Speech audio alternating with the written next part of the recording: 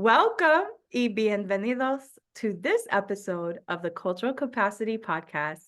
I am one of your hosts and teachers here on the show, Justine Gonzalez, and I am thrilled with our featured voices guest. You will see she has a little icon and logo in the corner of her background, and I'm excited to introduce you to this guest because I got connected with her through a process and certification that I hold that is very near and dear to my heart, not only professionally, but personally. It has had a profound impact on me. So I am just honored that, I get to be here with this guest who also has done so much work with the PCM community.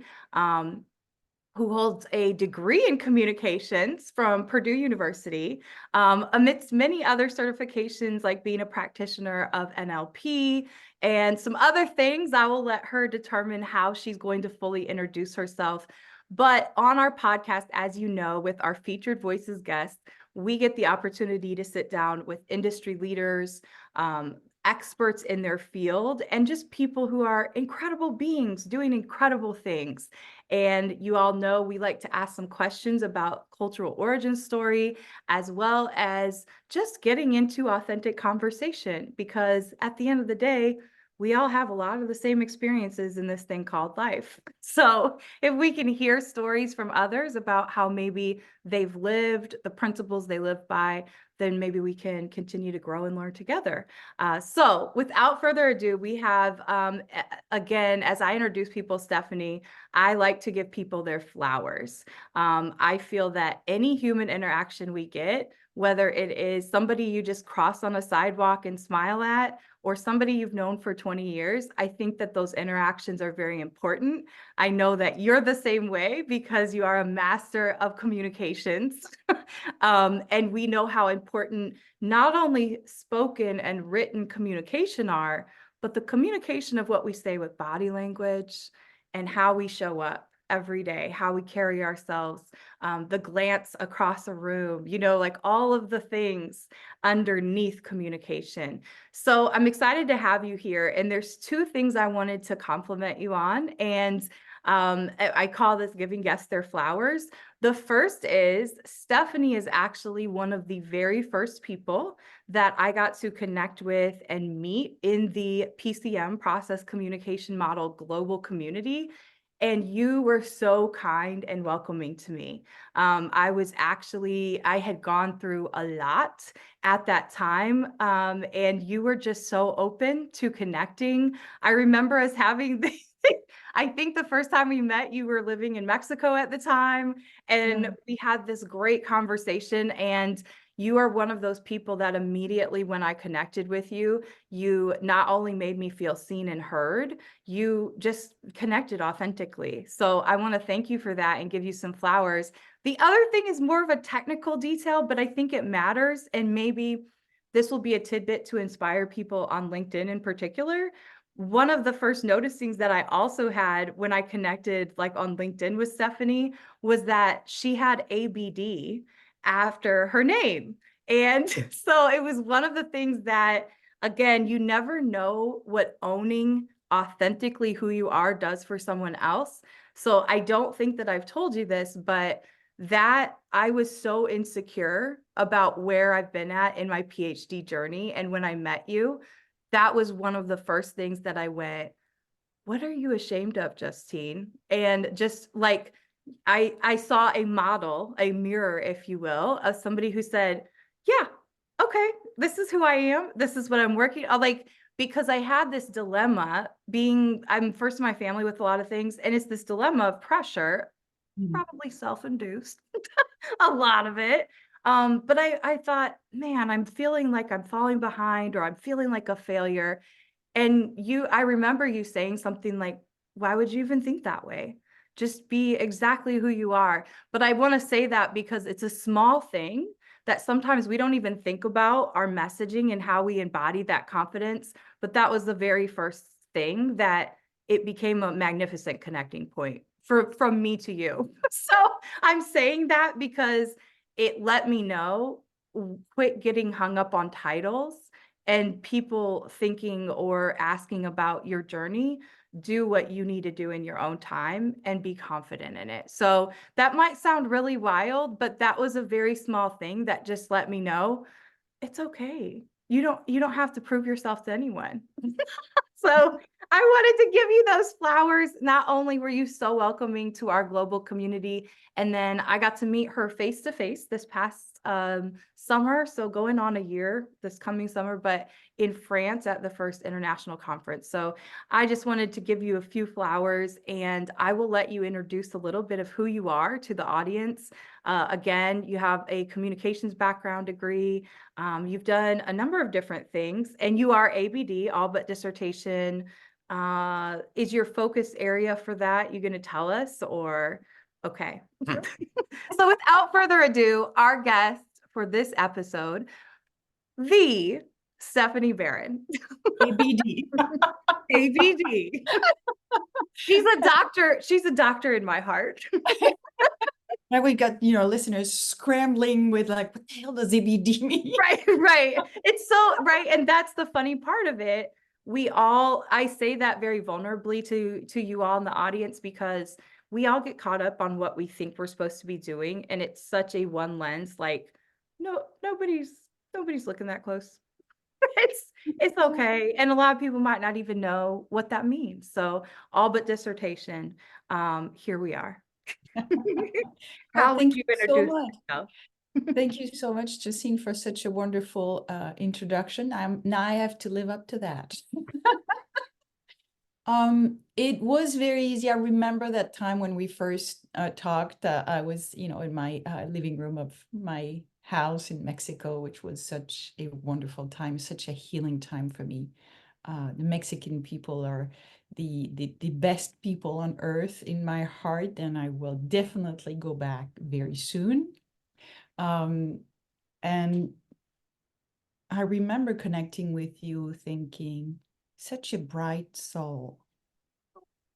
And it was just coming through Zoom that you had not only this smartness, this intellectual savviness, but it also, you had a heart that was, just inspiring everything, every word, every move you were making.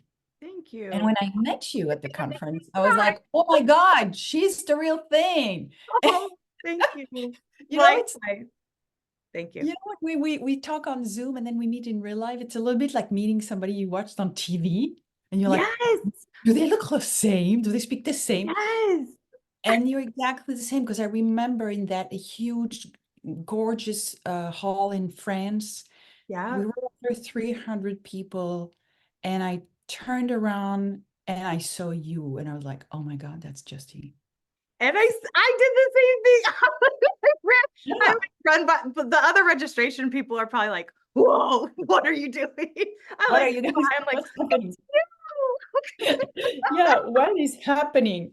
But I do remember that moment because your clients and the people that you interact with on a professional basis, and we'll keep it on the professional basis for the sake of the podcast, are very lucky to have you, because they get 200% of what they're buying. Thank And I will never hesitate 1 second when we have talks about diversity and talks about true, authentic communication and connecting with a team. I'm just looking forward to the times when we're going to collaborate together on projects, and those are our. So yeah. Likewise. So with you said what? Sorry. You are easy to connect with. Well, likewise. So how would you take us through the journey of is your official title with Kaler Communications? Your official title is Chief People Officer? Am I thinking of your title, or no? I apologize. That sounds so good. I want that title. Yes. Actually, CPO stands for Chief Projects Officer. Oh, but I hate that, because like I'm like, can we get a real project manager, please? Because this is awful. so that's so funny though. Hey, let them know. It just thought it meant Chief People Officer. And that's what I want. That's what I want to do when I grow up. I want to be chief people officer. I just because this is what we need. You know, there's one thing, and I'll just take right away a segue and just rein me back in if you need to. But I was at a conference at a Center for Leadership of a major US university, which I won't say the name of. Okay. You'll see why in a minute. Okay. I was there this week. I spent 2 hours in traffic to go listen to that 1 hour presentation from two writers who wrote a book about leadership. So, you know, Mhm. I hear a conference about leadership, I just go, you know, it's like ice cream truck for me. Yeah, Oh, we share that. An opportunity to learn. Okay. and the whole presentation of the book was very interesting. It was like, well, leadership is not what it used to be. We need to change the way we see leadership. I'm like, yes, Hmm. that's my motto. That's what I live by. Um, and all I heard was VUCA, this complexity that, and if I hear VUCA, VUCA, volatility, uncertainty, complexity, audacity, you know, like that Oh, word where that does people. that really quick for listeners too? Because we have a broad audience, and even for myself, this is Yeah. actually one of the first times you know, in a lot of professional worlds, I will also say this, we are so good about coming up with acronyms, Yeah. and there's a lot out there. But VUCA, what is that? So you mentioned volatility, uncertainty, complexity, Audacity. the Oh, object. sorry. Actually, that's my take on it. Ambiguity. Ambiguity. Of Okay, I course, always when I think of this remember when I think of, audacity. yeah, when I think of ambiguity, I always think of like, oh, I don't know. But where is this a corporate term? Is this a Yeah, like, yeah, it's a style of leadership supposedly. We've been hearing this for, I've been, you know, around for a while. I'm not going to say the years because I don't want to date myself. But I've been hearing that crap because it's crap. Sorry about this. you Yeah, when you say crap, do you mean leadership lingo that we sling around? exactly. And when we come to complexity, I absolutely hate it. Leadership is about simplicity and authenticity, and it's about people. Period. Mm, Is nothing complex about it. There is nothing ambiguous about it. We're people. That's just who we are. As soon as we start putting those labels with complex words, what actually not complex word, complicated words. yeah. It's just to show how smart we are. You and I know this. We know it's actually a first sign of stress of some personality types. Um, and the thing is, we're not helping anyone. So first of all, I've been in leadership for a while. I went from corporate strategy processes to leadership to slowly getting sick and tired of failing with my clients Okay. because 80% of companies fail within the first 5 years. Yeah. And I've been in the trenches with my sleeves rolled up with my clients, failing with them and not understanding why we fail. We had the best products, the best placement, the best price, and we had the best strategy. What the hell happened? Right. And then eventually, at one point, I was able to take a step back and see people happen. I can have the best product at the best time on the best market if my people don't get along. If Mm. my people sabotage the team, sabotage themselves, it's doomed. And this is what those 80% of failure are. They're not about a bad strategy. They're not about, ooh, I ignored a VUCA. Um, Or this framework or this competency model. exactly. Ooh. We're being a little prestigious audience. I mean, it's not, please also don't misinterpret. We value all types of knowledge and information, but I wholeheartedly agree. We do a great job. This is just humans, right? Our branding is humans. We do a great job of trying to overcomplicate very simple things, which are built on a few common lived human experiences. And Exactly. and spending enough time to go, do I value this person sitting across from me and their humanity in the same ways that I value my own and everyone else that I encounter? And Mhm. what can I learn about them? What can I learn through them? What can I learn from them? What can we learn together? Exactly. And so when it comes to this leadership position of trying to make it more complex, it's about, let me show you how smart I am, so you'll pay me a hefty fee of consulting. And Mm, that's lost opportunity. yeah. Lost opportunity for people, because then we're going to spend thousands and tens and thousands of dollars in trainings, and it's not going to change anything in Yep. how comfortable and how fulfilled your Yeah. team is when they come to work. And so, first of all, I was extremely irritated by those two authors my age pretending to ash out something original that I've been listening for 20 years, literally. And then a student came up and asked a great question about ethics. Mm, And he said, I'm consulting with my startup for a client, but I've got an ethical dilemma. Um, they're polluting the environment, basically. And we're supposed to tell them to stop, but it's going to cost money and da da da da da. And I'm mhm. like, this is a no-brainer. And I heard those two authors, two consultants who are saying they're consulting to Fortune 500 in Google, hesitate and dance around the answer. And I'm like, there's no hesitation. We're in 2024. We've seen enough horrors. We're back in the middle of wars. There's no hesitation to have in terms of ethics. Mm, If your leadership is not ethical, yeah. if you, but it could cost money, so it's hard to tell that to your client, you should not be in this business. I'm sorry to be that blunt, Yeah. but we are living through a major societal crisis because we have done things a certain way that damage the environment, that Mm, damage our health. yep. And I see a lot of the new generation saying that's enough. We've seen the impact that the concept of empire has had and the Mm, destruction it has had when we are looking to, I think you'll appreciate this differentiation. Like we're looking to get ahead instead of how can we come together? yeah. Why do we think at times we have to run a race alone?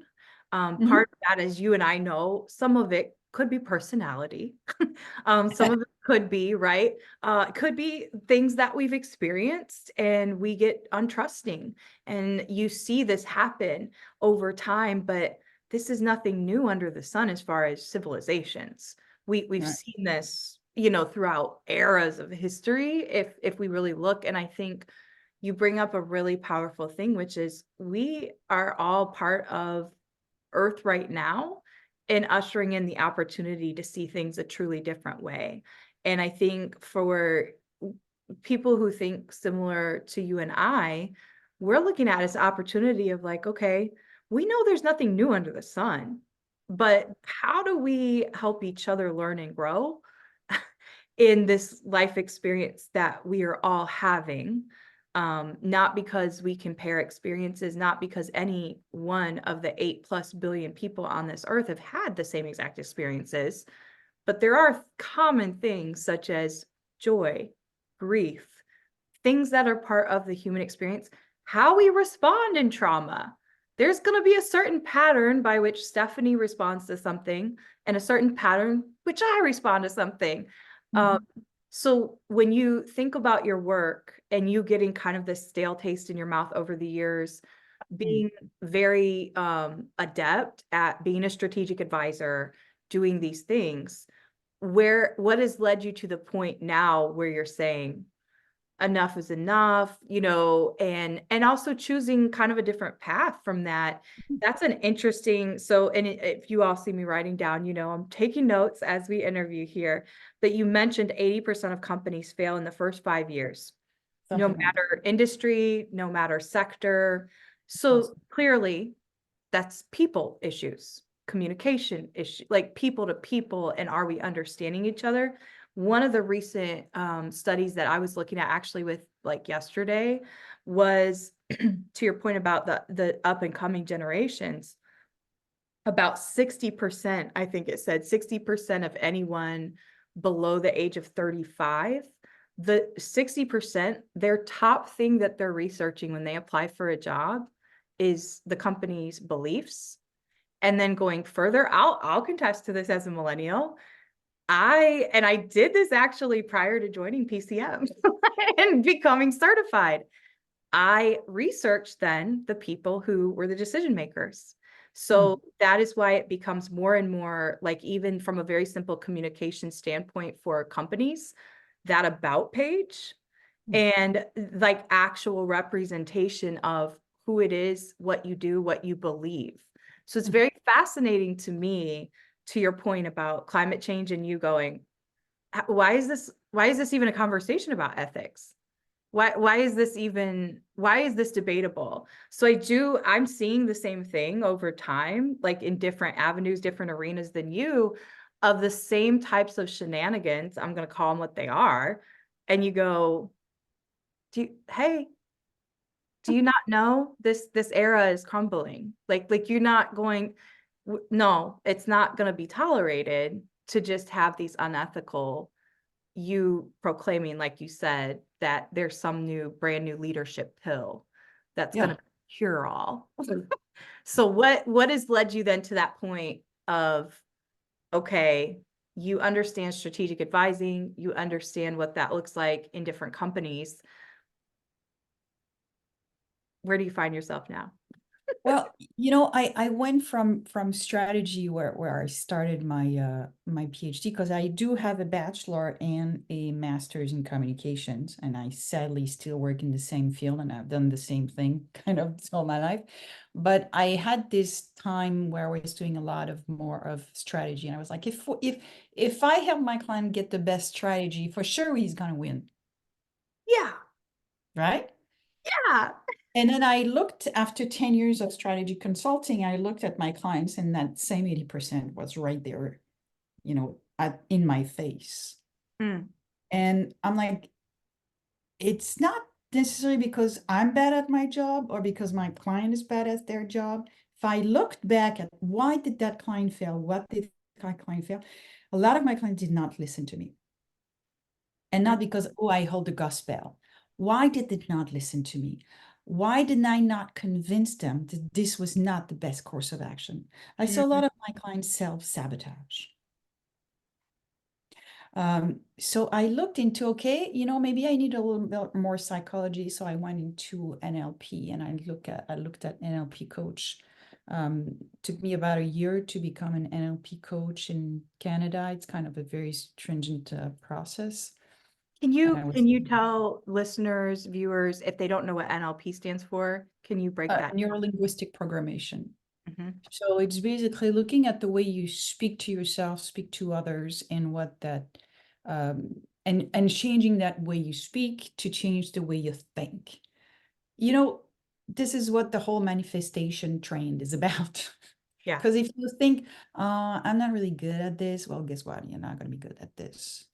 But if you pump yourself up, and if you give yourself the benefit of the doubt on all of the stuff, like you were saying about, ABD, and not falling prey to, oh, I did not finish my PhD, it's a very different way of positioning yourself in your processes. Yes. So, and when I looked at NLP, I discovered process communication model. And I was like, okay, it's a model that worked for NASA astronauts. It was good enough for me. Right. And then I got certified very quickly. And I started using it with my clients and my students, because I kept lecturing in major business schools.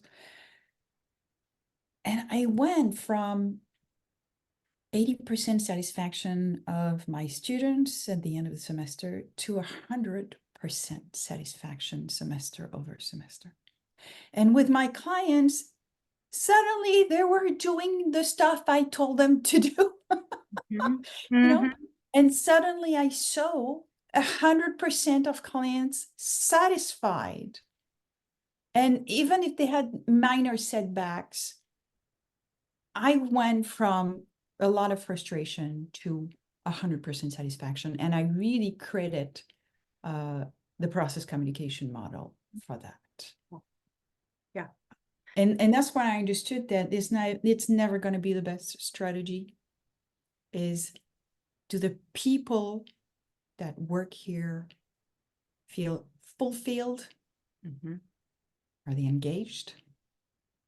Do Then you they have the target. tools to become more self-aware of their behaviors, their communication patterns, like all of the stuff that no amount of strategies or systems can do Mhm, for us, because we as the people, we're the ones who are implementing those strategies and systems. mhm. So it makes sense completely. As you've continued on that journey, um, what made you go that direction? Even from the time you entered undergrad, what made you go that direction? Tell us a little bit about younger Stephanie.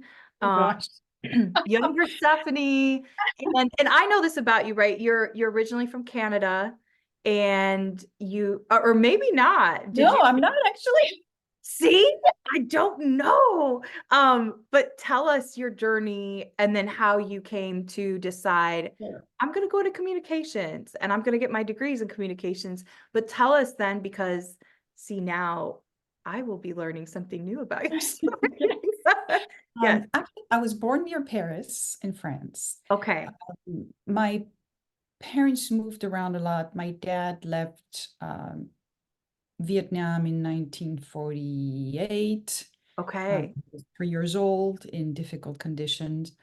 My Okay. mother grew up first in Tunisia, and then eventually my parents came together. Those two families came together in a small French island near Madagascar called La Okay. Réunion, near It's called Mauritius. it's called what? La Réunion. Okay. It's a French island, like it's France. It's actually France. Okay. Uh, Okay. so my whole family came from there on both sides. Um, Eventually, my parents kept moving around. My dad eventually became an ambassador, and my mother, before she was an ambassador's wife, was a history professor, and she has a PhD, and she was the first lobbyist in Brussels at the European Parliament. Wow. She invented lobbyism there. So no big shoes to fill at all. No pressure at No, all. not Sure. at all. But it's actually, it's so much easier. I see so many people are successful who have those awful childhood stories. And this is how they made it to where they are, their resilience. I mean, I work on zero resilience, man. That's it. I was propelled. I have nothing to fight against. Yeah. And literally, I'm in communication because my mother told me to do that. And oh, do you like how she communicated that to you? Yeah, well, I have super smart parent and full of projects all the time. My dad would, I would complain about something and my dad would be like, "Well, do something about it."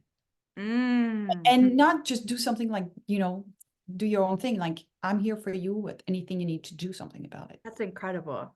And they were working together so well. They worked together a lot. And I went to law school out of high school because, like most 18 years old, I had no idea what to do with my skin. When I was 18, I didn't know what I wanted to do in life.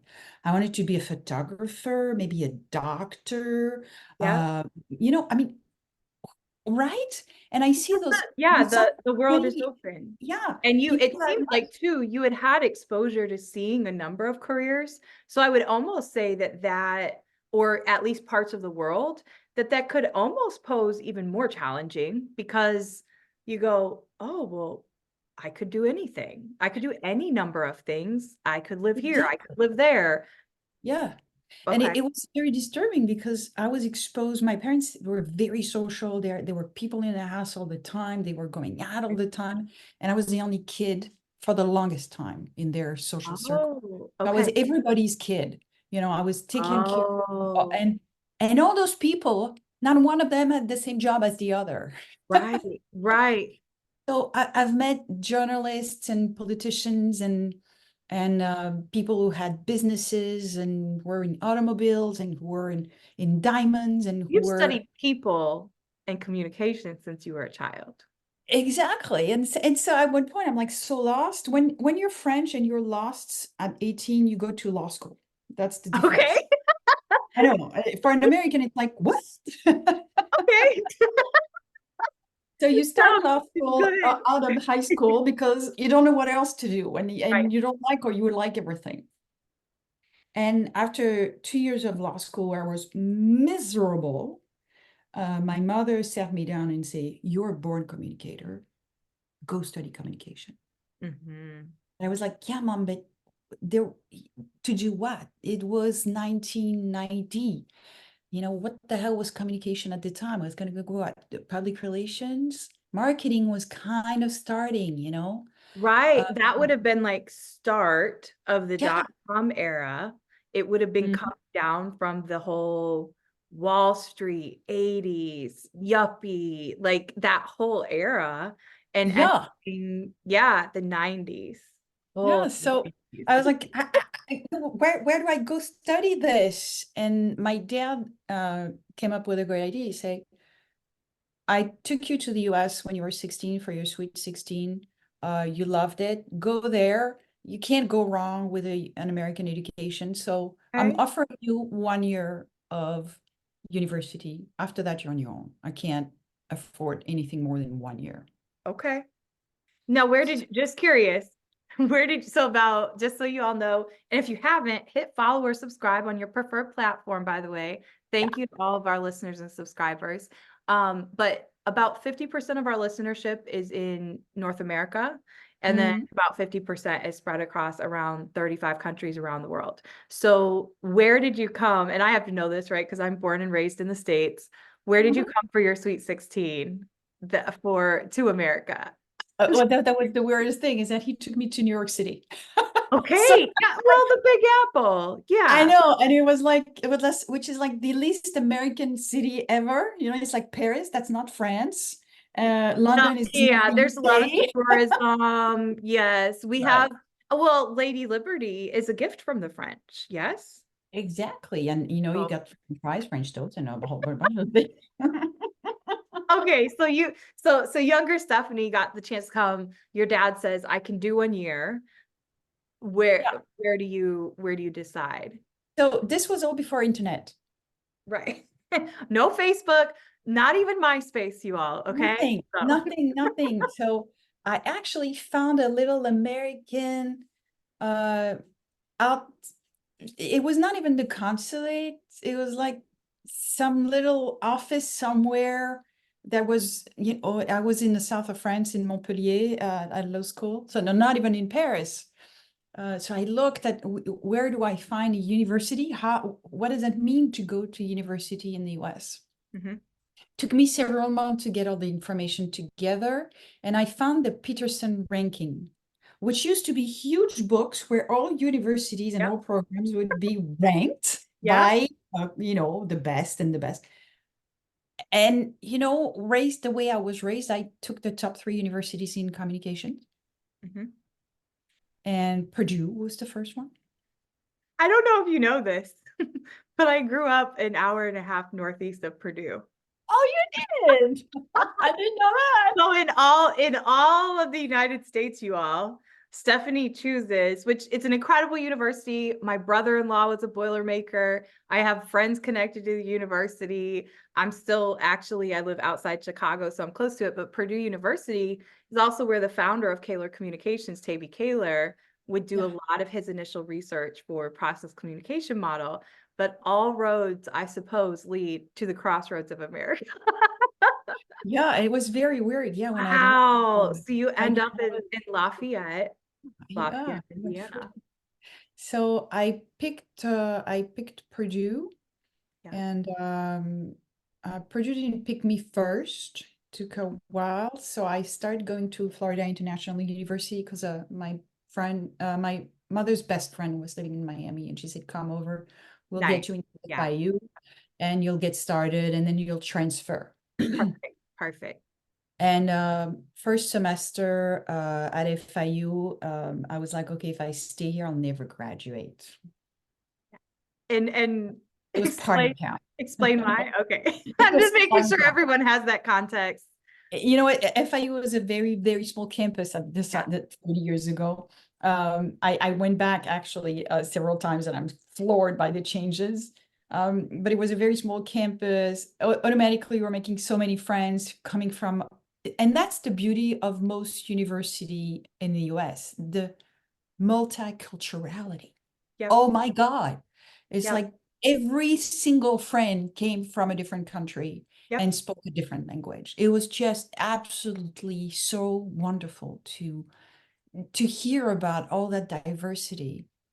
And this is for me what my US experience has always been, diversity. That's great to hear as an American born person, because the other reality, like, and our listeners know, I tell on myself, I don't hold back. I'm a pretty direct person, an open person, but I think many of us that are Americans, and even if we're connected to our ancestral bloodlines and everything about knowing who we are outside of a nationality, I think that is also something that many of us in millennial and younger generation, especially, we've become a lot more aware of. Like, we know that Americans are not always perceived well, and that can be very contentious. So that's also a great thing to hear, that that happens, because I also experienced those things over time with different programming, with different leadership learning experiences.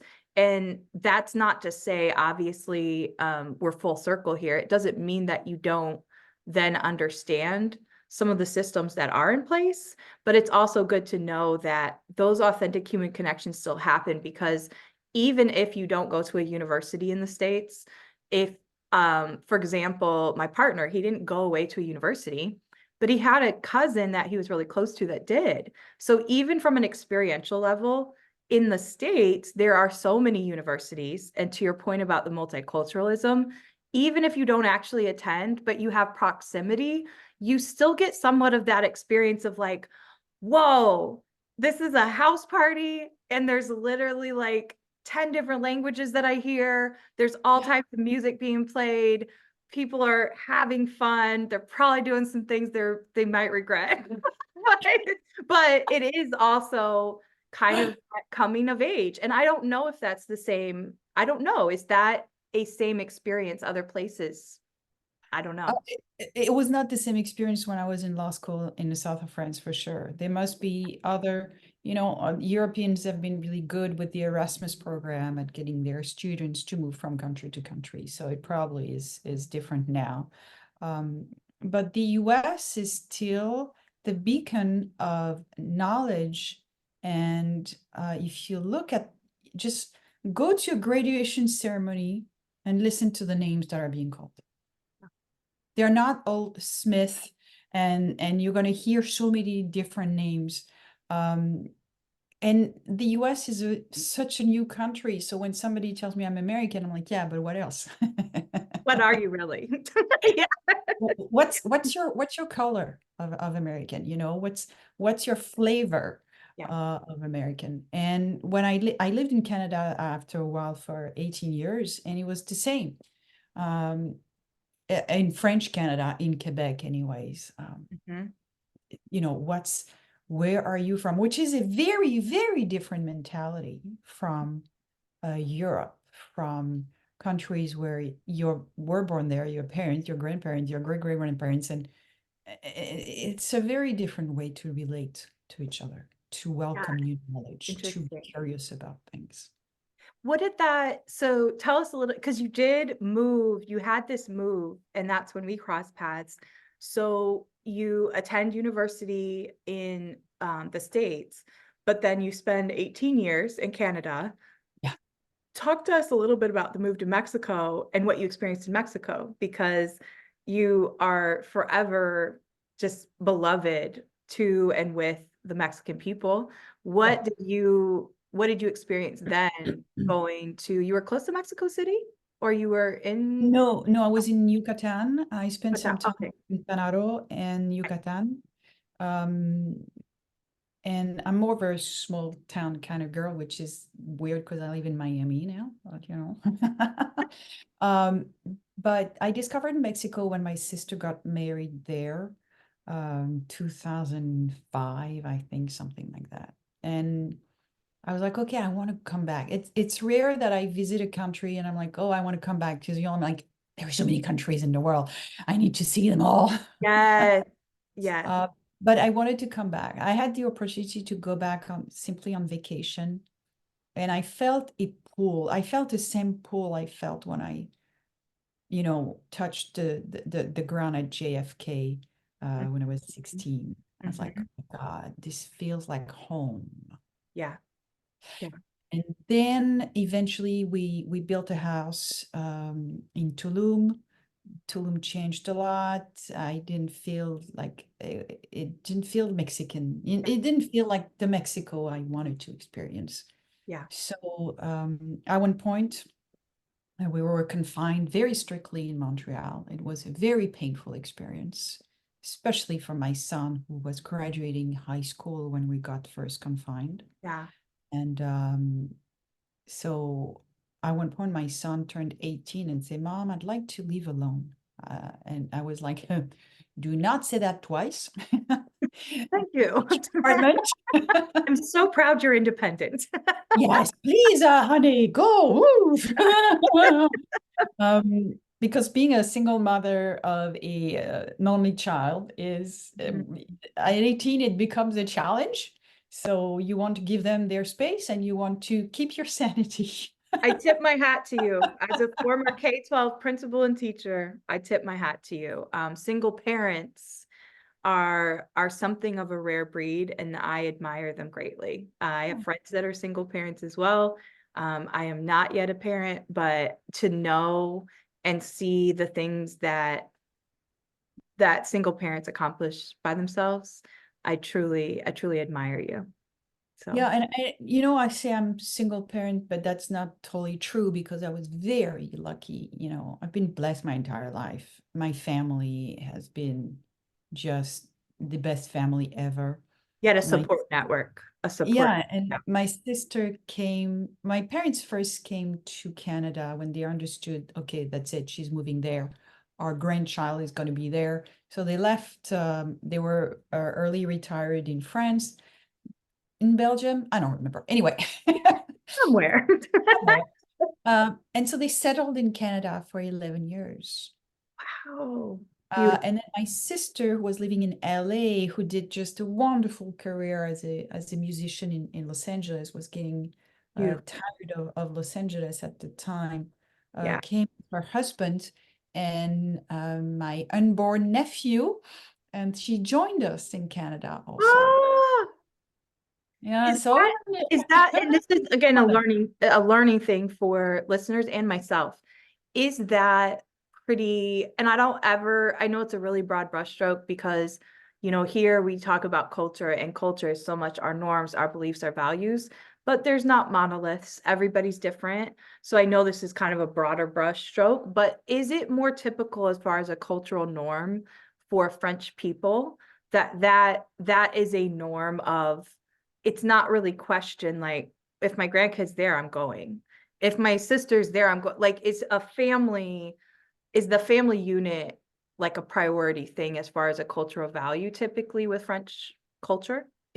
it's not anymore. Not anymore. I Okay. was quite unique in that. Okay. The few French friends I've never been very much around French people because I didn't live that much in French. So it's Right. not the people I naturally gravitate towards to. Yeah. And they kind of find me weird because we don't share the same cultural You have a cues. different worldview. You have a different worldview from your experiences. Yeah. Yeah. So the French don't have that same family um, view of the world that they used to have in previous generations, where, yeah, it was true that the family will move all together. And this maybe is also what I liked in Mexico. That what I found in Mexico, living in Yucatan, and all of Mexico is so vast and so diverse. It's probably not the same in every state, but Yeah. in Yucatan, there is a very strong family pool. People don't get left behind. Um, you stay living at home until you're ready to get married and start your own family. And so many times I got invited into my neighbor's family gathering, and they were expecting for me to bring everybody with me. Yeah. So that's we are humans, and humans need to live together. You can look at it any way you want. We are humans, and humans can only survive when they're together, like most animals. But my We're meant family to be is in relationship. yeah. Yeah.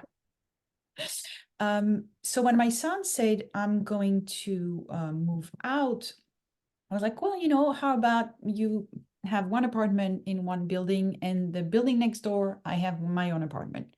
And so we'll have this transition. And they're like, oh, yeah, that's a good idea. So the apartment I was looking at was not ready for another 3 months. He moved out into his apartment. And I was like, well, I'll just take a long vacation in Mexico. Why not? Left with my carry-on, literally just a carry-on. I had just like 4 nights booked in a hotel, and then I was just gonna visit and finally enjoy fully Mexico by just going where my heart was telling me to go. Yes. Yes. The only Which way to travel. Yeah, which I did with my little carry-on, and it was just beautiful. And I settled down eventually. I had just the best time going throughout Yucatan, and Valladolid was one of my favorite city there. Um, and then I settled down in Merida, and my sister joined me. Mhm. She sold everything and she joined me with her kids. And the parents were like, I mean, literally, I arrived probably in July. My sister was there in October, and my parents were there in November. Like they all sold everything and then just came to Mexico again. So that's the story of me being in Mexico. Okay. So, and I was curious. So people hear kind of your path. And so we've heard a little bit of your cultural origin, just a bit of a snapshot of some of your experiences. And this next segment that we always do with our guests is called Inner Child. Mhm. And the question I have, right, and this will go back to little Stephanie, really little Stephanie. So around 8 years old. But what is a key principle that you can trace back to little you, little Stephanie, that you still live by? A principle that, and you think and reflect for as long as you need, but principle that was instilled in you, and you look at yourself and say, yeah, that's still me. That's still Stephanie. Learn new stuff. Mm, This is it. I was a very, very curious child, and I'm still a very curious same. woman, Yeah. Yeah. and and it was very much instilled by the family culture. But my sister was just not this. She was more, people oriented, and I Hmm. guess my sister would say, make new connections, or make more connections, make deeper connections, connect deeper. I just wanted to know everything. Yeah. Yeah. So you still maintain your curiosity and your hunger for knowledge and wisdom and learning. Yeah, and now Period. it's about, meet new people, because I used to get that knowledge from books. I would just the voracious reader. Me too. It's like borderline obsessive. Oh, Uh, you should see my bookcases now, even as an adult. You would think they hadn't come up with ebooks, Stephanie. yes. Yeah. That's what makes my luggage heavy if I travel. Yeah, I have a Kindle, but I'm like, why choose when you can have both? Paper and Oh. electronic. How fun. But now it's a lot more of connecting with people and learning from them. Yeah. Yeah. And every time you learn new sides of yourself, Mm, which is kind of scary sometimes, because sometimes I'm like, can I be done? Can you just like, okay, that's it, we're done. We can close the package on that. and I'm sure you can actually resemble that, right? I can see you as also an obsessively curious woman. Oh, that's our phrase here. So at the end of every episode, we always say, let's get compassionately curious together. That is literally our slogan for the Cultural Capacity podcast, because I grew up similar to you in the respect of being exposed to a lot of people. And when you're around a lot of people from a lot of different backgrounds, culturally, ethnically, racially, linguistically, and on top of it, I was a very observant and pretty emotionally sensitive child. So I was very attuned to energy from a young age. And I have never veered from loving to watch and connect with people. And I think that sometimes when you do have those diversity of experiences, you do find yourself, similar to what you said, like, well, what do I do with that? I actually know what I love to do, but is that a thing? People observer? No, actually, there's a lot of careers that entails. So, because I'm fascinated by also what motivates people, what keeps people going, what is their story? And I think story is so powerful, because when we have conversations with any person sitting across from us, if you listen enough and you reflect enough, to your point, that can be kind of scary, because if you can start to realize that, then yes, every opportunity does become a mirror. Just like what I was saying at the beginning, like, oh my goodness, this is a person I look up to and admire. I need more women like this in my life. Like, you were one of those people who started showing me what it means to maybe better align my energy and my time and gifts with people. And then also, how do I see the value in every interaction that I have, in every connection? How do I hold that as sacred learning? And without the judgment of, well, that person was rude to me. Well, did we ever think about, Justine, it has nothing to do with you personally, and they had a shitty morning? So even like making sure that I'm being reflective of on myself. I think more and more I see a lot more humans. We all want to do a better job with that. Is that just me that I'm noticing that because my line of work, or do you notice the same? I know there's a lot of us who resist it, and we all resist it in different ways with different things in our lives. But I am noticing a lot more of humanity taking an interest in, oh, there is a different way of maybe living or seeing the world than what I experience. Yeah, I think you're absolutely right. I sense a big shift in our society to more curiosity. And what I love about being curious is that if you're curious, you can't be furious. Ooh, And that's good. yeah, and this is, a lot of the arguments I get into with people, I'm like, that person is furious. They can't be curious. You Yeah. can't hold both feelings at the same time. Ooh. So that's what I like about curiosity. And I see that new generation is very curious about things. And and this is what leadership should be about, curiosity, because when you're curious, you shut up and you listen. You listen with your eyes, you listen with your heart. And when you listen, things change. Mm. Mm. What would you recommend and then we'll hop to another question, but and this will actually, no, we'll go into our next segment with this question. We have a segment called Frequently Asked Questions. And in your role as Chief Projects Officer, I want you to be thinking about some of the most frequently asked questions you get. And you could take the lens of, because I know you do advising and coaching as well. So just thinking of a frequently asked question you get in your professional world, in your professional roles.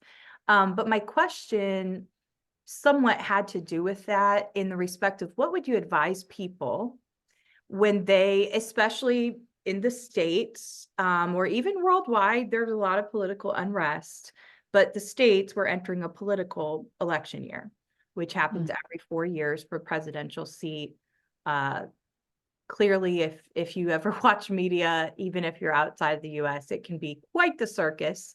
And that goes for anywhere. It's just our own biases, I think, and also who controls media, all the things.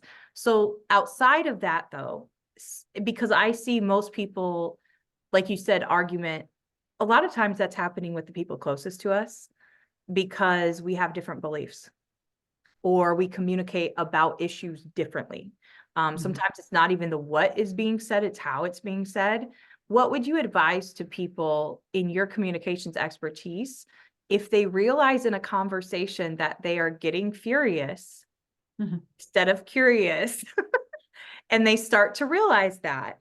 What would you recommend for people? A simple strategy, because I've literally witnessed this in workshops and trainings, and it does not matter to an extent. It doesn't matter how many norms are in place in a team.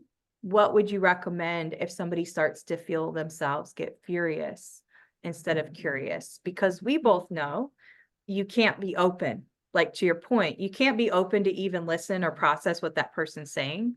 Do you have any strategies for people to consider? Because all too often I see and hear, and I've even experienced with my own family members, it's easier for people to run away, and they say, I'm just not going to talk with you, or I'm just not going to talk about this with you type thing. Yeah, we see that a lot. We've seen that since the beginning of COVID also, where we had a very polarized society, polarizing people, which is what mainstream media is doing. Yeah. Helps sell stuff. That's the end of it. Yep. The more you polarize people on issues, and it can be COVID, it can be the war, it can be elections. Insert anything going on. The more we're going to buy shit, because we're losing connection, and losing connection is the one thing that is threatening to kill us. And when losing connection, we get into stress. And when we get into stress, we get whether furious, we fight, right?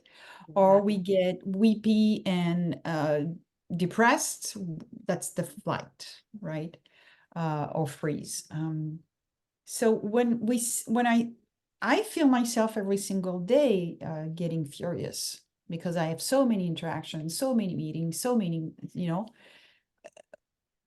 or I can make myself furious by myself also thinking about stuff. That's another story.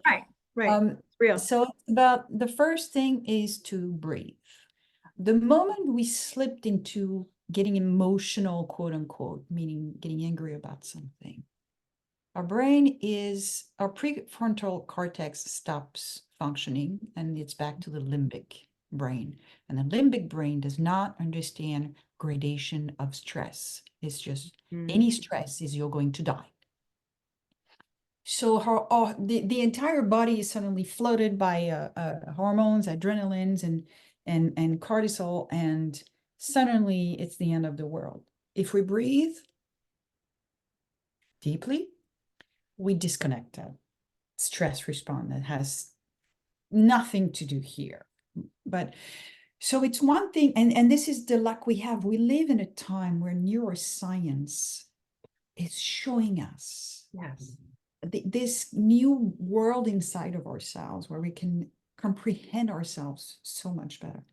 Breathe. The moment you feel yourself slipping into anger, it's a matter of 2 seconds. Breathe.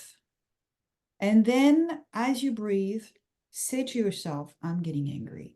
The moment you label what you're feeling, and Mark Brackett from the Yale Center for Emotional Intelligence has wrote beautiful books about it. The moment you label your feeling, you're giving back the power to your prefrontal cortex, and you're getting out of the stress response. Beautifully said, my friend. That is also so much of our theory, which is also one of our frameworks, cultural capacity, at Educator Aid. It's built on the American psychologist work, Dr. Carl Rogers, that said, when I accept who I am, then I can change. So what you've given us is kind of this very quick supercharged tutorial on what that actually means. Because until I accept and name it, I think that naming is powerful.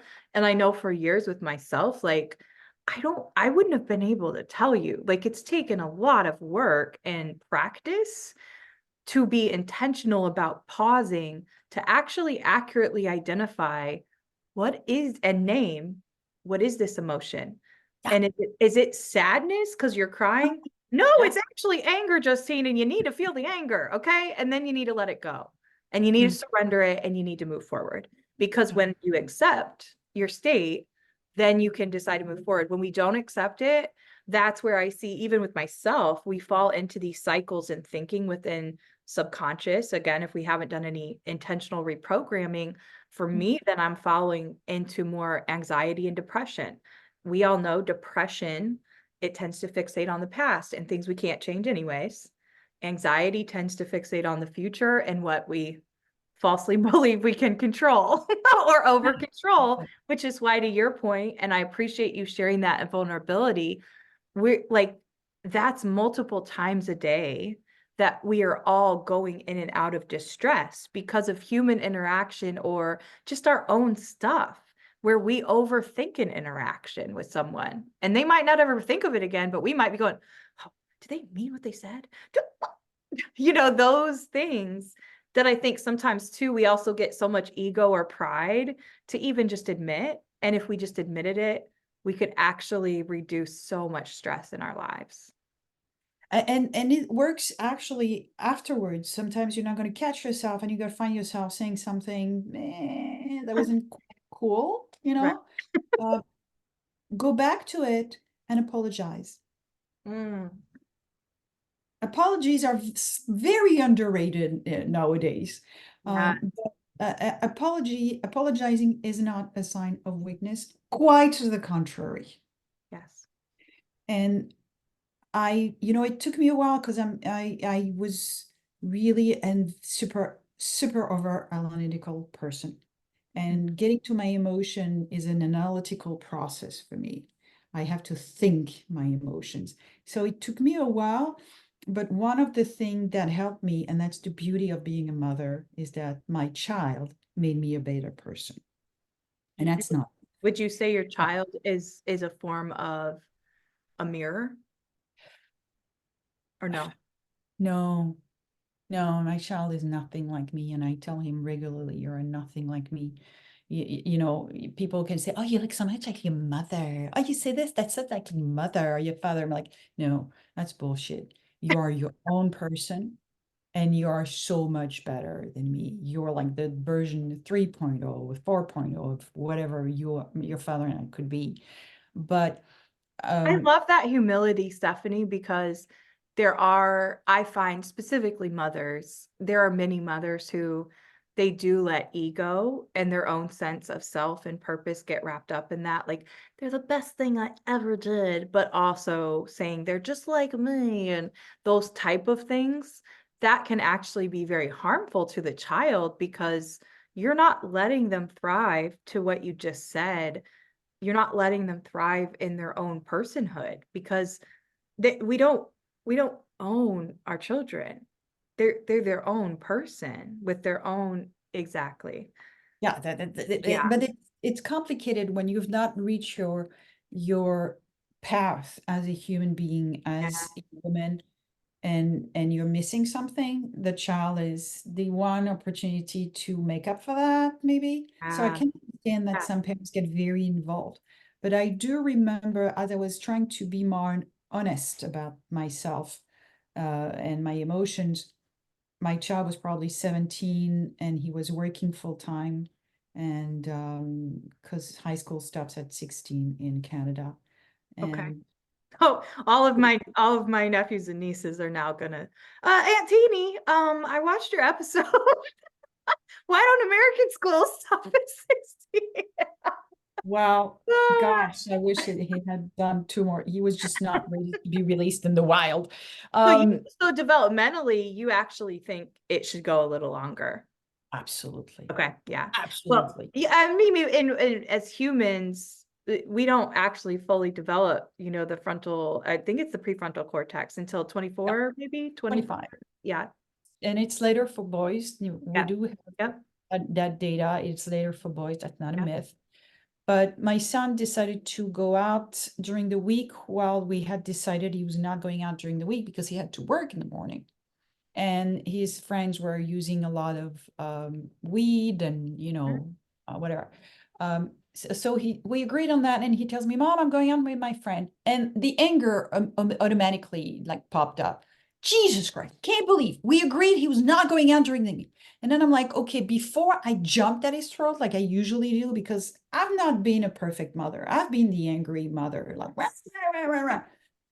You're I'm like, human. okay, what's behind? I am angry. I am angry. Okay, what else? I'm like, shit, I'm sad. I'm sad because he did not respect our contract. Yeah, our agreement. Feel Yeah. hurt as a mother. And then I'm like, okay, let's go deeper. I'm afraid. I'm afraid he's going to get into trouble. Yeah. But I did not have access to that Mm. until I said I'm angry. And instead of acting the anger, I'm going to be curious about the anger. And so I told my son very honestly, first of all, I'm afraid you're going to come in very late and you're not going to show up for work and you're going to get into trouble.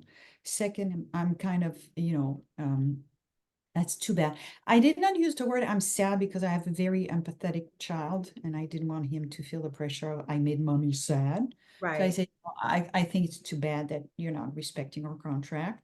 And that whole thing just kind of pisses me off. Yeah. And he was like, oh yeah, you know what? I totally see your point, Mom. I'll be home before 11. And he was home before 11. Because when you're honest about Yeah. things, especially with children who are deeply honest people, Yeah. They're unfiltered. you're gonna get a better relation because you're not throwing so much crap at them. We're not projecting as much. We're more taking ownership for the role. So Even if you imagine say if you're like, taking yeah, that stance at yeah, work. yeah. Not every time, of course, but trying it out. Okay, what that person said during the meeting just pissed me off. Why did it piss me off? What's behind this? And what's behind that? And it takes a few seconds, but for that you can only do it if you're breathing. That's right. Um, so with all of that wisdom in your hat as advisor, expert in communications, a chief project management officer, what is a frequently asked question that you get? The question I usually get is, how do I get more of my clients? Or how do I get more clients? How Mm, do I get better at it? Which I think behind it is, how do I get better at my job? yeah. Because I'm a master trainer now. I do very little coaching. I now train coaches and trainers. Um, and I feel this dip. It's a very deep imposter syndrome. Mm, And every time I do a workshop, I start by telling them, please listen to your intuition. Your intuition is all those years of experience yeah. bundled up into a fleeting thought. Oof. So just listen to your intuition, it's the right one. And then we do all those workshops on getting more business because when you're a coach, you're generally not good as a marketer or as a seller because you're a coach, right? It's not your job to sell yourself. And then I tell them, who is your ideal client? Go for your ideal client. And most of the time, your ideal client is pretty close to you because you know those problems very well. You can identify, connect with them. Yes. Right? You're familiar with that. So it's like trust yourself in that process.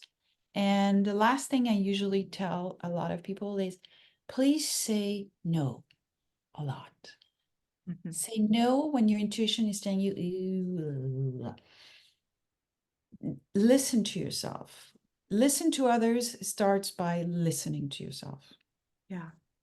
I that's so powerful what you've shared because and again, if you all have listened to this podcast before, you know I speak very openly about my journey in entrepreneurship. So much of, and whether you're an entrepreneur or not, in some of the ways of what you shared, Stephanie, it's all of us, regardless of your title, regardless of your role. There's something that we want to either be recognized for in the workplace better. We want to prove ourselves, even if it's proving it to ourselves that we can do something. We all have these different motivating things about us. But I also think that the more we can be, and for some, it may feel brutal, but brutally honest with yourself, because when we don't do that, we do show up in a more performance orientation instead Yeah. of a learning orientation. And Mhm. my authentic self, to us full circle, both being very curious human beings, is I'm like, I had a client who said, I don't know how to ask questions like you do. And I literally, I had to be careful not to laugh, because I want to say it literally was what got me welts and hit as a kid. So this Mhm. very thing that you realize all along sometimes, like to me, I never lost that. And it actually was my form of survival, because for me, I consumed books like you. They were my ticket to seeing the world. But then Mm. you're also in environments where maybe you're told, and I'm not alone in that at all, and I'm not a victim. It's just this reality that often the thing that we are very good at, which for me, a lot of what I'm good at is asking questions, because I really want to know and I really want to learn somebody. It's sometimes the very thing that we quote unquote got in trouble for, but because it made somebody else uncomfortable. So, Yeah. so the very fuel that I create my inventories and research tools and stuff around is also the thing that used to get me in trouble as a kid. And I know that for some, maybe you find that triggering. Maybe you go, well, no, I'm still mad about this in my, but I think there's so much power in going back to who were you as a little kid and how much of that is still in you, because the world, and you know this from being in the NLP work, the world often paints and programs how we should think and believe, whether it's through school, through religious institutions, through all of the experiences we have, our family structures, everything. This is what understanding culture and people's norms and values and beliefs and the things that drive them, this is what that's all about. And to me, two of the best free gifts we get as humans living this experience are communication and culture. Mhm. And that, communication is a handshake, is me baking my neighbor a pie because I know they lost their mother. That is communication. And it's also culture, because you're Mhm. sharing a belief, you're sharing a value that you hold, and you're saying, I see you. I see you and I accept you just as you are. And I think sometimes when we see ourselves struggling to accept others, that's that brutal truth. I would say, go. I have a friend who does this in her training workshops. Actually, she gets little mirrors at the Dollar Tree, and she has them, like, you look at yourself to say the affirmations or to say the things, because we're often just out here projecting how we feel about ourselves. So if I can encourage people to just see your journey as a gift, and not one that you have to bastardize or victimize yourself, but look at the gifts you've been given in this life. We can't go back and change the past. We can't control the future. But to your point about the strategies, whether it's understanding the conscious, the subconscious, the superconscious, whatever work path floats your boat, start somewhere and get curious about yourself, because that's the thing I notice most in trainings with groups of people, no matter their degree, no matter their age, no matter their race, no matter, is that our lack of curiosity towards self is what shows when we're not open to connecting with other people. Right, right. Absolutely. You're right. And I really like what you bring when you're saying we all need to be recognized, we all need to be stimulated. Those basic psychological needs, which are, central to process calm. Yeah. It's just like sleeping. If I get to a meeting, I haven't slept, I haven't eaten, I haven't drank, I'm going to be obnoxious. And it's the same if I get to a meeting and I expect everybody else to recognize me. That means I'm not getting enough of that. That means I'm getting to work drunk. I wrote an article the other day on, why are you showing up Saw drunk that. at work? Yes. That's the effect it has. Not taking care of a psychological need has the same effect as drugs and alcohol. It impairs our thinking. And you can be curious. You have to be out of stress to be able to be curious. So you have to take care of those needs for deep recognition, and you have to be stimulated the right way. That's why I love to have something like process communication, because it's like this magic wand, man. It works every time. And it's so easy to use as a safety net for myself and for others. I've shared this before here on the podcast, and actually it's one of our most listened to episodes still to this day. And I think it was recorded maybe a year and a half ago. But I just did like an overview of what is the process communication model. And so often our work at my organization goes back to elevating those principles. It's an honor to be a certified trainer. I'm certified in 2 different certifications, but in our structure with Kaler Communications, with Process Communication Model Worldwide, not only did I find a global network, but one of the cool things was in your role, if you could break this down for people too. So this last part of our podcast is always unapologetically promoting you. So if you have other projects, I want to hear about those. But because we're already talking PCM and I know we're both passionate about it, describe for people that structure, because Stephanie is in our structure. She's my elder, meaning she's a person who understands how to train those of us who have become certified.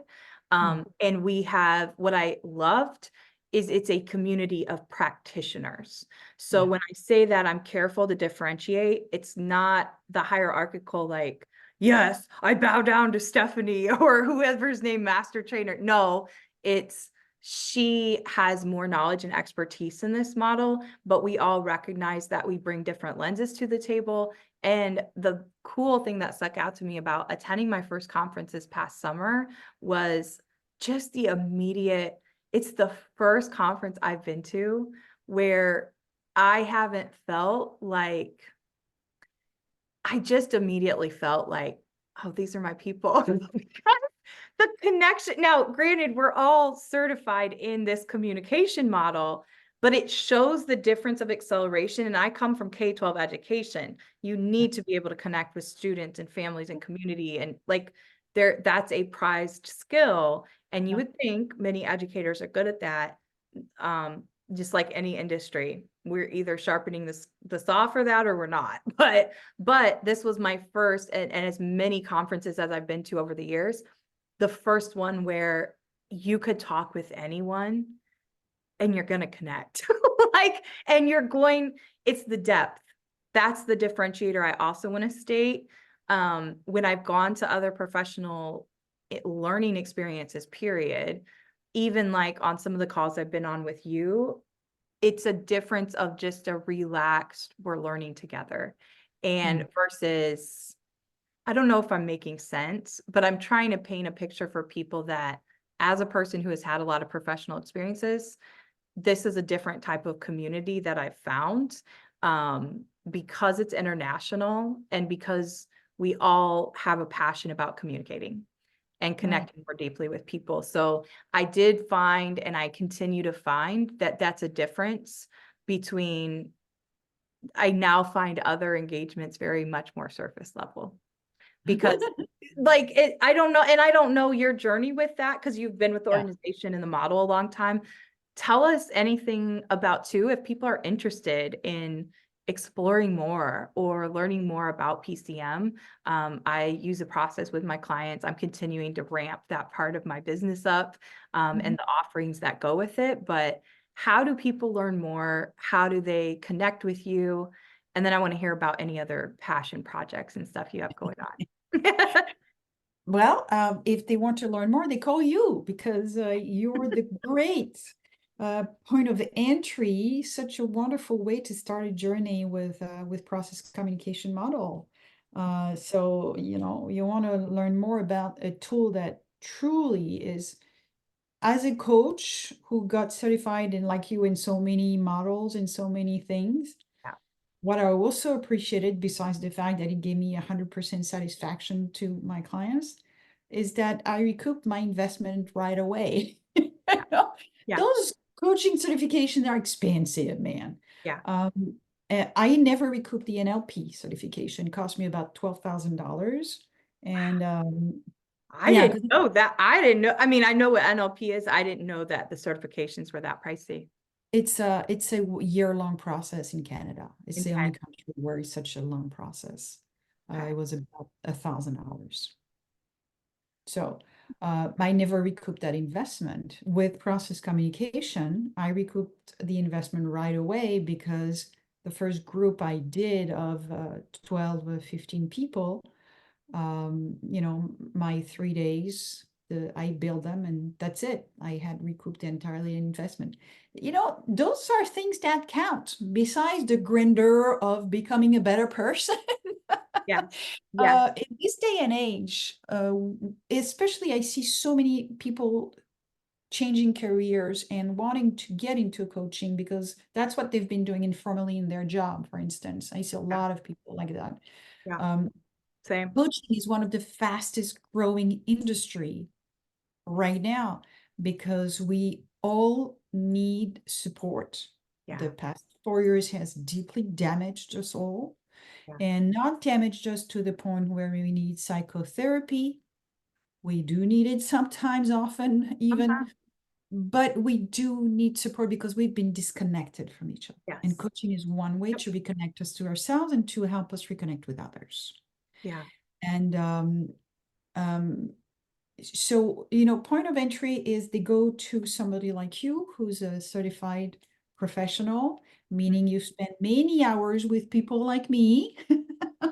We had Um, a blast. Don't worry. We had a blast. oh, we did, and I just finished one class of new coaches. I Um, saw that. yeah, Congrats. we trained, and they loved it, and they kept telling me, "Wow, this is the best training I've been in, even since my coaching school." And I'm like, "Yes, Yeah.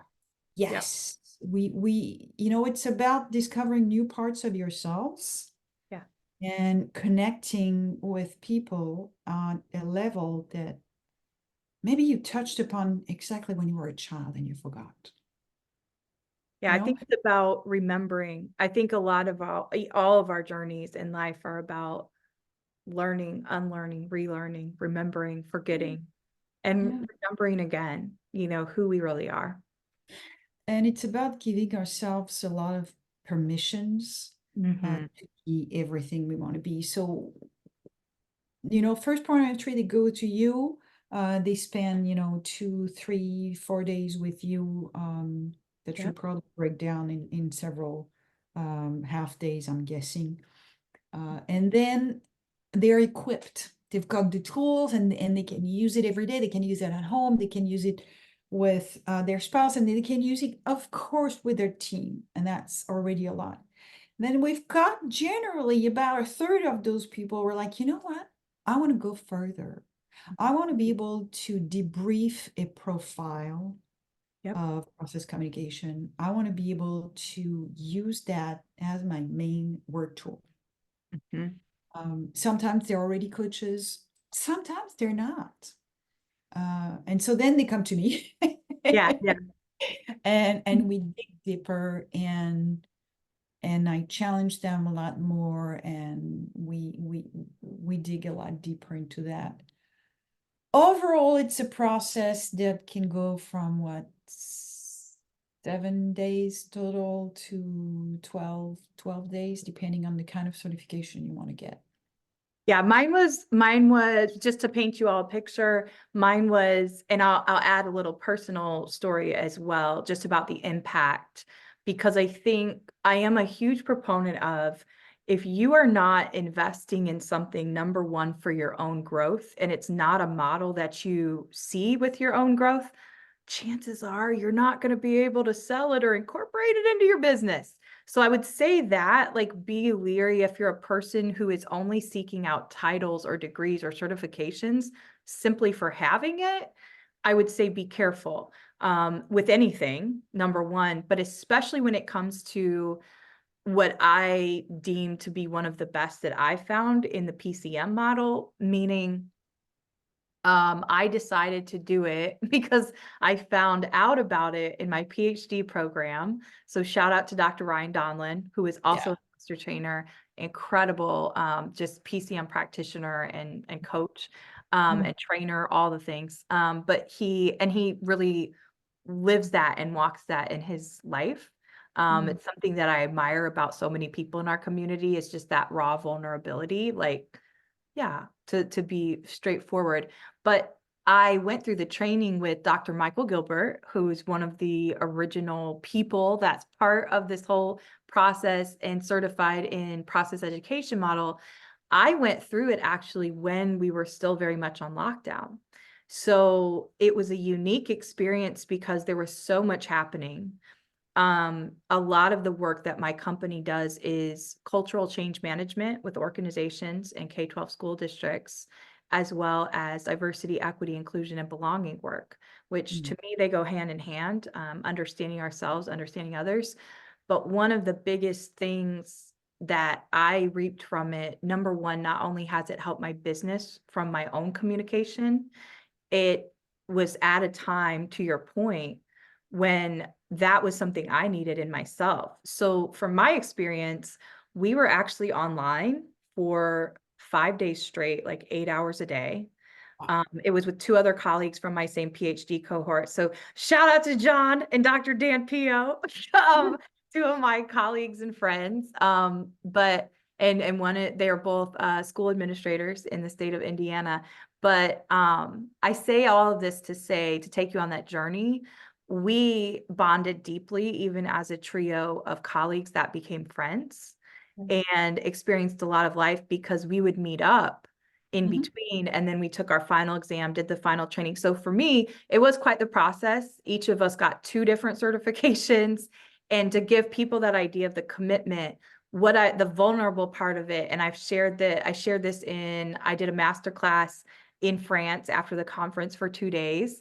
But I shared this there during that time period, and actually then 2 years later, exactly because I got certified technically January 2021, I became certified. A year later, my mother tragically passed away. So 2 years ago, but I will say this because my mom had a lot of mental health things, even from the time we were children. What I will say, and what I attribute to me, even that last year of connecting with her, I had a totally different acceptance and perspective on who she was because of PCM, and having more acceptance of who she was, because I myself had gone through so much evolution. So I would also say this transparently, this process is impactful because it challenges who you are and to examine everything. So I would say, once again, we are not a surface level approach. And I think that's good. I think that that's a good thing. It's something that really sets the model apart. And I will also share this. So Stephanie, you have a clear picture. One of the survey questions I've asked now in feedback after I do workshops and stuff with groups, it does not matter if, and we serve tri-sector, K-12, nonprofit, and corporations. Doesn't matter the sector. Consistently, when I just ask the question on a survey, when was the last time you engaged in some type of a leadership profile? And I just call it that. I say like DISC or etc. Yeah. Many professionals, multiple degrees, respond with, don't even really know what you're talking about, decades ago, or maybe within the last 5 years. So even from a leadership stance, I think not only are we hungry for the skill set and connection coming out of post-pandemic, but furthermore, because Generation Alpha and Generation Z in particular, they've grown up in a different world and different communication than all, like it's that gap itself, right? Intergenerational communication, cross-cultural communicate, like, so we could go a number of directions, but I wanted to share that vulnerably so people also understand, like, my first motive, and right, even now, I'm just now starting to incorporate more strategically and position this in my business because it's number one, such a need, at least in the United States, from what I found as a practitioner. But number one, it was about me. It was about me to start with. Yeah, it starts with us. It starts with us, and that's what PCM allows us to do, is make more room inside Yeah. and use more of us. And I started communication when I was 23. I started studying communication. I've got 2 masters, and I know everything there is to know about communication Yep. theory and communication models. Still, when I discovered PCM, I was like, holy shit. Sorry. You don't have to be sorry. I have been underusing parts of me. I've been hiding parts of me, ignoring parts of me. And at the time I started studying process communication years ago, my son, who's a beautiful soul, beautiful human, uh, told me, I want to live with dad full time. Mm, He was 50-50, like most yep. divorced kids. And it was just this major blow to my heart. And I cried every night for a month. Yep. We had no conflict. I could not comprehend what I was doing wrong. Thank God at the time I was going through process communication and I got it, what I was doing wrong. And it's normal as parents, we do the best we can, and there's no school for that. No. And at the same time, I understood deeply what I was doing wrong with that child. And at the same time, it was not that bad.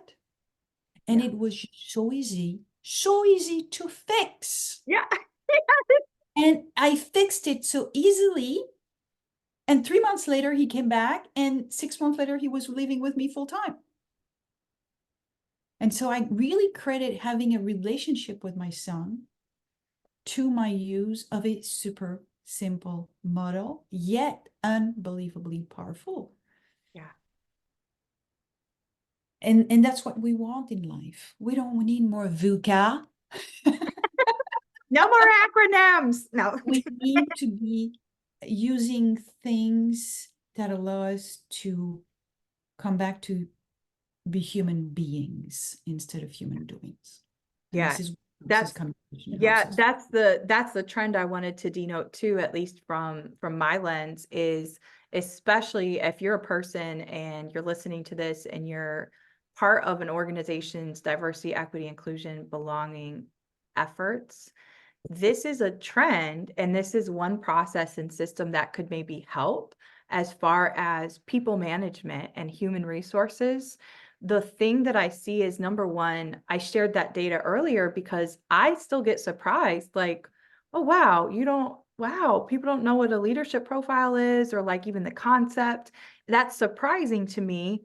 And also it's not, right? So get past that reaction, Justine. But then furthermore, we have this trend that's going to be happening. So in organizations where you're prioritizing the beliefs, and making sure that you have a powerful mission and vision that's really lived out and actualized by the people in your organization, the trends for even diversity, equity, inclusion, belonging work is that we also have to have some type of human-centered data.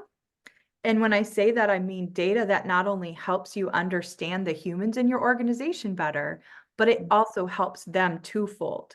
And that's what else I've seen, to your point. Almost every client who has gone through this with me, they're coming for professional and they think, I need to improve this in the workplace. And all their feedback is always, this has changed my relationship with my kids. This has changed how I see my wife. This, da, da, da, da. And so to me, it is that twofold, and so much of my own personal philosophy. If I'm doing something, it's not just for professional. It should holistically help me grow as a human. So I put that out there because to me, engaging in a process like this is a simple way that as you usher in 2024 and beyond, you can really get to know your people, but also value your people. I mean, it's a huge value add. So imagine the power if HR is looking to bring people in a powerful onboarding process where they say, I see you, I want to know you and understand you. Imagine if part of your onboarding process was you get a 360-degree look at yourself, how you Mhm. manage stress, and how you can better have a plan for yourself when you're feeling stressed and advocate for yourself. Mhm. Sign me up. I want to work there. So, Yeah, exactly. It's like those tests you can do to see what kind of yeah, food you're intolerant to, and yeah, most of them we don't know. We yeah. consume them, and we're like, I don't understand. I always have a No, tummy no ache. wonder my body's inflamed. Yeah, Right. exactly. And it's exactly that. We have normalized human inflammation. Yeah, We have normalized people getting pissed at each other, and we have normalized not being happy at work. We have normalized hating our boss. yeah. None of that is normal. No, no. And it doesn't have to be. And so when you discover a tool that allows you to just appease things, oh, what? And you know, I just trained executives of a major international corporation, send them an email 1 week later saying, hey, how are you guys doing? What are you doing since we last met? And one of them had an automatic out of office reply, and she's on maternity leave. Mm-hmm. And 1 week later, she still sent me an email saying, hey, I'm on maternity leave and I'm so excited because now I've got process communication with my kids. So I can't wait to use that with them. Now, of course, they're going to be a bit young for me to figure out their profile, but it's really going to be exciting as a parent. I feel like I have a superpower. And I was like, yes, Yeah, that makes it all worthwhile. yeah, yeah. Okay, so passion project. We've had our little PCM chat. You all have indulged us in our one of our shared passions. What other passion projects are you working on? Do you want to share about? Where can people find you? We'll definitely link your LinkedIn profile because you not only interact a lot, but you put out a lot of great articles and content. So it's a great place to connect with Stephanie. So we'll link your LinkedIn profile. What else are you working on that you want the people to know about? Well, I'm going to corner you here publicly. Oh Lord. Um, for the past 5 years, I've been writing a book on leadership, and I've just realized a year ago that there is no sense in writing a book on leadership alone. Mm-hmm. Because leadership is not about being a loner and being that hero or whatever. It is Really? together. It's not about us standing Not on that. the top with the flag going, follow me. Yes. So you know, like a leader is not a leader. It's about the community. Yeah. So this is my passion project, is getting this book project together. And one of the chapters, I have this vision of you and I writing it together. Oh, you're not cornering me. She's simply holding us accountable for a conversation we had about a year ago. Yeah, because I It's just healthy accountability. which you know that book is more of it became, instead of me showing how expert I am, which I am absolutely not, the years come by and I realize how little I know. But Isn't this that book is strange? about, Isn't that strange how the older we get, the more yeah. we realize the less we know? Oh gosh, yes. It's but at the same time it's so satisfying because you're like, okay, there's still more to know. But it's more it's a passion project now because instead of an obligatory step in my career, because it's the opportunity for me to connect deeply with people I admire and who feed me just amazingly. So that's why, you know, I picked you and say, Be honored. You know I'd let's be see if I honored. can get her to work with me on this, and let's see how we can, Be you know, honored. what kind of birth child can we have Yes. together? Oh, well, look, okay, the world heard it. So we put it out Yep, to the universe. We that's we it. continue to move it forward, but I would be honored, Stephanie. So that I'm excited about the journey. Anything else? We did bond a lot. Oh, and we didn't really go down these paths in this interview, but we bonded a lot over our love of the esoteric and spiritual journeys and all the things as well. And I know you and your sister work together on things, and me Oh, and yeah. my sister work together. My So sister. who knows? Yeah. Who knows what other Yeah. collaborations? We're both blessed with amazing Yeah. sisters. And my sister continues on her journey. She's a well, for lack of better words, a healer. She's got a completely regular training in functional medicine, but Okay. she's really gone onto that path of linking emotions to health and Yeah. helping people unlink their health to their emotions. Um, and yeah, she continues on that, and we keep on having projects together. Um, some of them are a lot of fun, and some of them more serious. So You might. next year, I don't feel comfortable giving too much details because I haven't discussed disclosing that with her. Yeah. But we could definitely continue on that for sure. And then my last passion project is to see how I can be more of a support to my 20-year-old son, who is, at a crossroad of what do I do with my life? Like most, kids his age, they're inheriting a society that's in shambles. Yeah. At his age, if I had a degree, I had a job, uh, life was certain, and we're just giving them very little to go by. So a lot of my time and energy is going to be spent seeing how I can support him best. That's beautiful. Beautiful. Well, we might have to have you back to offer that wisdom as you find it out, because I know there sure are a lot of other parents in the same boat as you that they're saying, I want to be a support, but then we're also finding if we admit it, we feel that same pressure of like, ugh, look, Yeah. what did we get ourselves into here? Like that type of, we see what's happening, and we do see how different that time is right now than when we were coming up. Yeah. And there's that recognition of it. So, but then and what do we do? Because we're just as uncertain about economy and war and climate change. I mean, so it could only come from coming together and figuring it out together and including those voices. And to your point, full circle, having some paradigm shifts and even how we look at things like leadership, because it's certainly not us standing on a stage telling people what to do. That era of leadership is going to continue to be very ineffective for organizations. Yeah, it's like Argyle. It's a thing that needs to be put in a closet, please. It doesn't resonate. I think that's a good way to put it too. Like, look at the resonance. And that's always another trigger to go, okay, well, say you're not keeping your Gen Z employees. Okay, look at what's resonating and what's not. Why are you then keeping those who are 50 and over? Well, Yeah. that could give you some breadcrumbs of maybe what you need to shift a lens on. And I'm not saying that to be like an ass. I'm just saying it like that we have to notice. To your point, we have to start getting curious. So it has been an absolute pleasure.